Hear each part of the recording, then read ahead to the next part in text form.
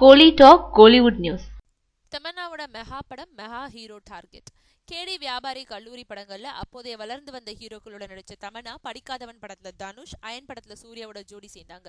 இப்படி முன்னணி ஹீரோக்களோட நடிக்க தொடங்கின அப்புறம் வளர்ந்து வரும் ஹீரோக்களோட பட வாய்ப்புகளை விரட்டி அடிக்க தொடங்கினாங்க. அதே மாதிரி ரீ என்ட்ரியில வீரம் படத்துல அஜித்தோட நடிச்சு தன்னோட ஓப்பனிங் ஆரம்பிச்ச தமன்னா இப்போ பாகுபலி மெகா படத்துல நடிச்சிருக்கிறவங்க ஆர்யாவோட வாசுவும் சரவணனும் ஒன்னா படிச்சவங்க படத்துல நடிச்சிட்டு இருக்காங்க. இந்த நிலையில அவங்களோட மார்க்கெட் மறுபடியும் எகிற வாய்ப்பு இருக்கிறதுனால பல படங்கள் அவங்கள முற்றுகையிட ஆரம்பிச்சிருக்கு.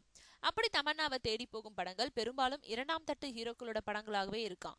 அதுவும் மார்க்கெட் இல்லாத நடிகர்களோட படங்களா. அந்த படங்கள்ல நடிக்க தமன்னாவுக்கு இப்போ அவங்க வாங்குறதை விட அதிகபட்ச சம்பளம் தர்றதாகவும் சொல்றாங்களா. ஆனா அதுக்கு தமன்னா மசியவே இல்லையா.